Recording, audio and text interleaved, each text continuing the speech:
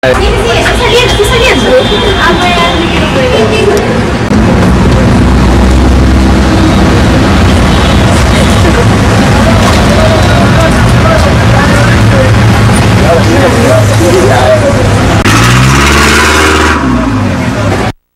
es súper tarde, no voy a llegar.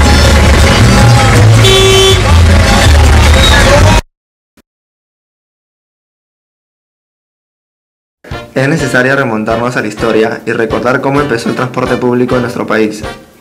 Hacia 1851, la población peruana se movilizaba a través de ferrocarriles que eran jalados por caballos, para luego pasar a hacer uso de la fuerza eléctrica. Esto conllevó tiempo después, hacia 1894, a la aparición de tranvías por medio de algunas concesiones que el Estado otorgó a empresarios.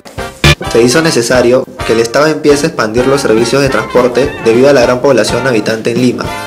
Para ello, debía conservar la formalidad a través de inversionistas privados y sobre todo, regular la situación antes que pierda control, lo que significó un punto de quiebre importante en la formalidad del transporte público, y que por más que el Estado intentaba conservar dicha formalidad, el sistema formal ya no se daba abasto para abarcar a toda la población limeña. El Estado decide ceder finalmente a la aparición del transporte en microbuses y cancela todas las concesiones de compañías privadas que habían quebrado anteriormente. En este contexto, se estimularon los derechos de explotación y apropiación de rutas de origen.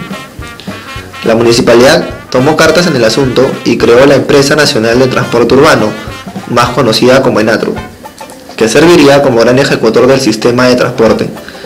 Este se dedicaría a brindar el servicio de transporte público y darle mantenimiento, entre otras actividades que estén relacionadas. ¿Qué es lo que usted opina del tráfico acá en las calles de Lima? ¿Algo? ¿Y no encuentra carros suficientes? Sí, esos son las horas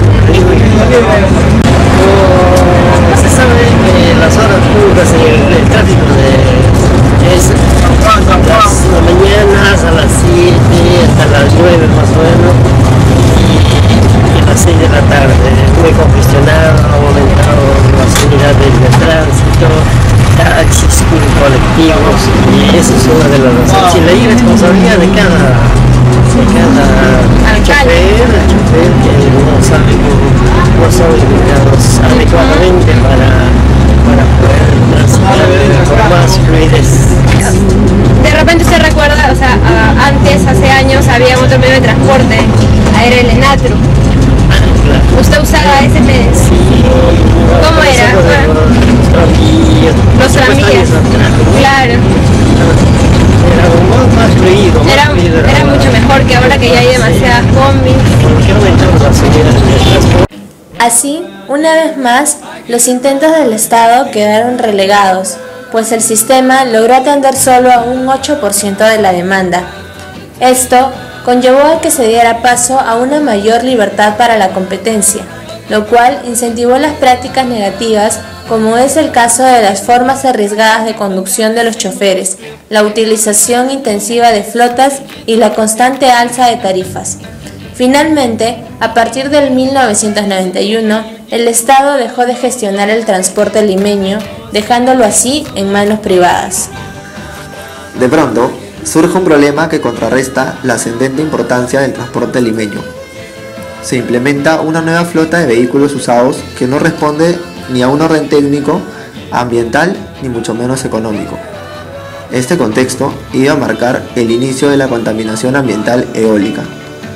Pero, ¿por qué implementar un sistema de transporte cuya demanda había aumentado en los últimos años? Sucedía que la evolución del problema se estaba escapando de las manos al gobierno, y existieron intereses privados de por medio que no fueron controlados.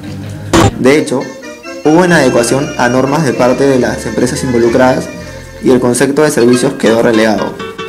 La informalidad del servicio estaba por todos lados: rutas no planificadas e improvisadas, el incumplimiento de normas de tránsito, boletos no entregados, derechos laborales, en fin. Por otro lado, la incomodidad del usuario se representa en la arriesgada manera de conducir, lo cual trae mucha inseguridad. El resultado: siniestros y accidentes.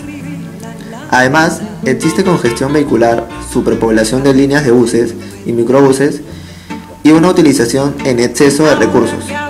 pistas para aeros y vehículos. La población peruana ha dependido del transporte público urbano. Pero ¿esto por qué se ha dado? Porque la mayoría de las personas no cuentan con un transporte privado. Es así que durante muchos años Lima se ha alborotado de la población hasta que ahora contamos con numerosas líneas urbanas que están por alrededor de todo Lima. Por eso, ahora la ciudad se encuentra congestionada y el principal problema que está ahora en la ciudad es el tráfico. Para el año 1991, el Congreso aprueba el Decreto Legislativo 651 en julio del 1991, que intentaba promover la libre competencia y tarifas en el transporte urbano e interurbano.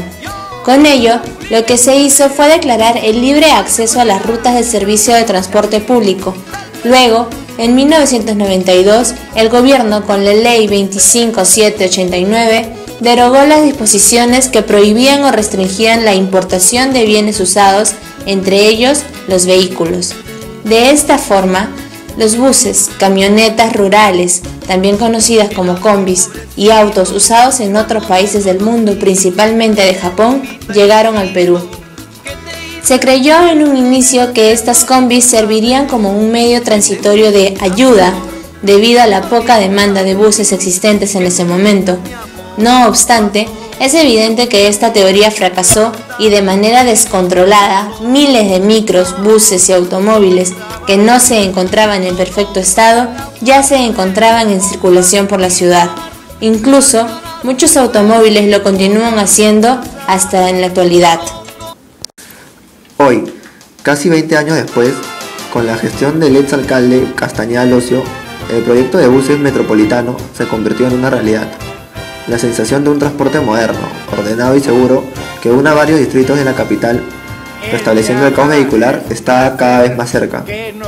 Sin embargo, hoy en día el transporte limeño no ha conseguido consolidarse del todo con el objetivo planteado ante la instalación del metropolitano. Todo lo contrario, los choferes y cobradores de las combis y microbuses siguen siendo los principales culpables de los accidentes de tránsito en la ciudad. En la actualidad es común escuchar a la población, en su mayoría limeña, sostener que la manera en que los choferes manejan es la principal responsable de la congestión y el desorden característico del tránsito de la ciudad. Muchas de las pistas de Lima y Callao están plagadas de conductores que día a día ignoran las señales de tránsito. Estos son los responsables de atropellos, choques, fugas, además de embotellamientos y agresiones a policías.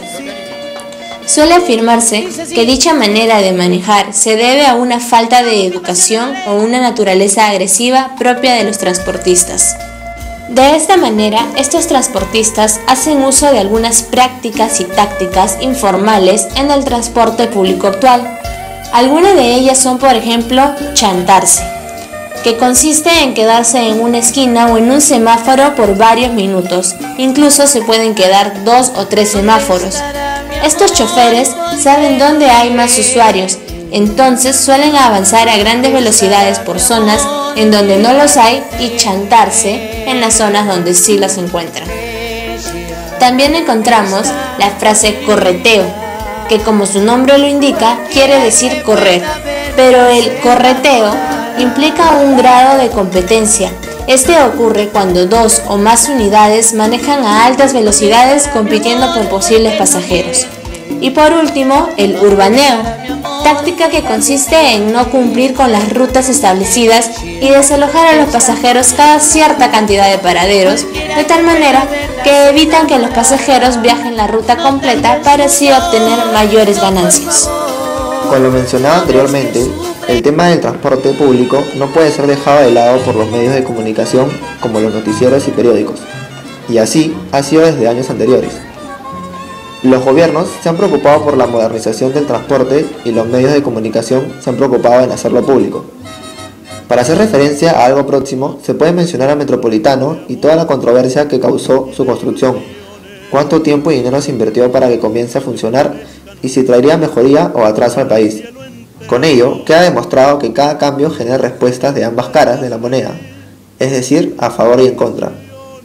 Los gobiernos, tanto municipales como presidenciales, se preocupan por el transporte y siempre prometen y plantean en sus planes de gobiernos nuevas mejorías. Quieren saber de tu pasado.